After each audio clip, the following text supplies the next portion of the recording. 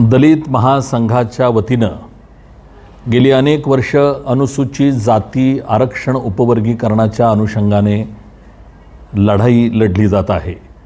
सरकारकडं सातत्यानं आम्ही पाठपुरावा करत आहोत की अनुसूचित जातीमध्ये आरक्षणाचं उपवर्गीकरण करा, अ ब क ड अशा पद्धतीचं उपवर्गीकरण करा, ही मागणी आम्ही सातत्यानं लावून धरलेली आहे.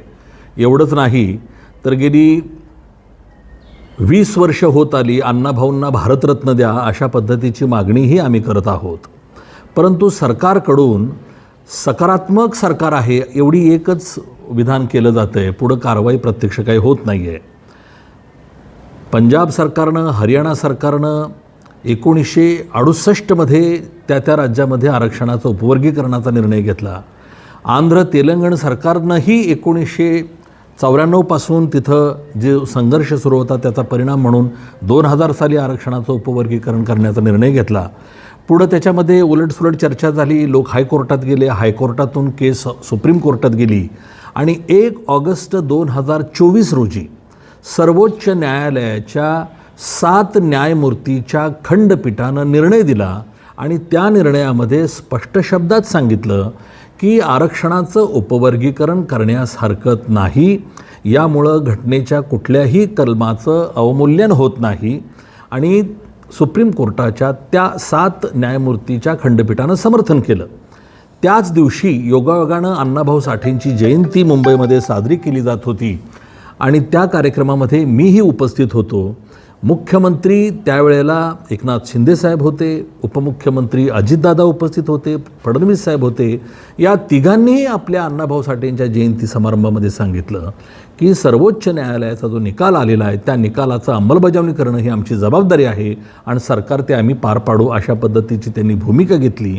त्याच दरम्यान नंतर निवडणुका आल्या. त्या निवडणुकीमध्ये 15 ऑक्टोबरला सर्वोच्च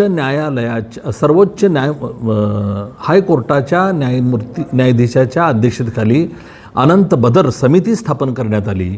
3 महिन्याची त्यांना मुदत दिली.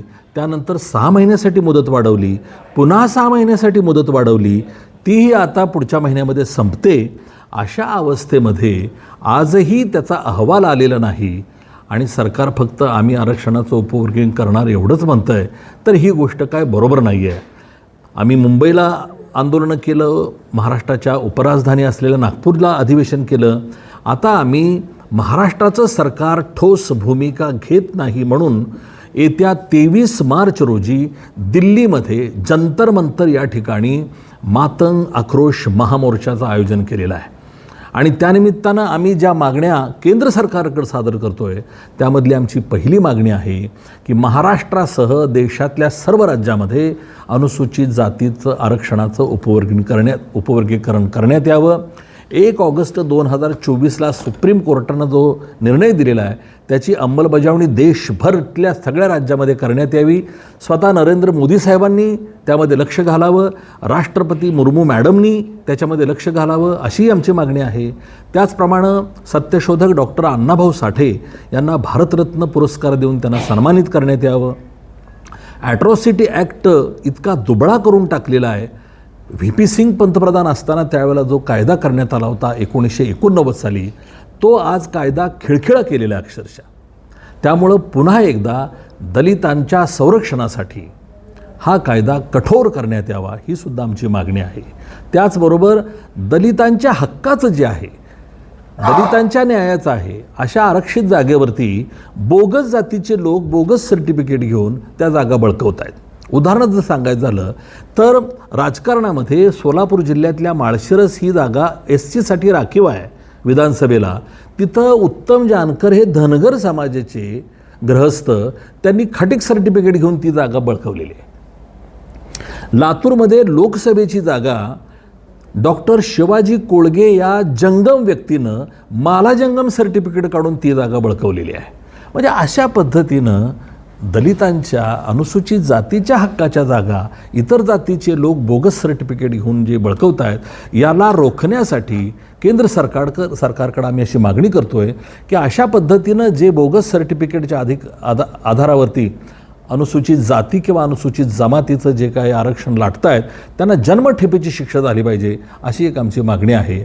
आणि सर्वात शेवटची पण तितकीच महत्त्वाची म्हणजे डॉक्टर बाबासाहेब आंबेडकरांच्या प्रयत्नातून अनुसूचित जातीला हे आरक्षण मिळालेलं आहे.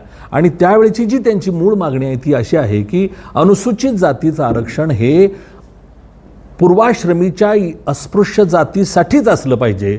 काही राजकीय लोकांनी आजपर्यंतच्या आपल्या राजकीय हेतूसाठी वेगवेगळ्या जातींचा भरणा जो केलेला आहे त्या SCमध्ये आणि STमध्ये तो त्यांनी बदल करावा आणि त्या जागा फक्त अस्पृश्य जातींनाच पूर्वाश्रमीच्या मिळाल्या पाहिजेत, अशी आम्ही मागणी घेऊन 23 मार्चला जंतर मंतरवरती येत आहोत. आणि या आंदोलनामध्ये महाराष्ट्रातल्या तमाम वंचित दलित समाजातल्या घटकांनी सहभागी व्हावं असं आवाहन दलित महासंघाच्या वतीनं आम्ही करत आहोत.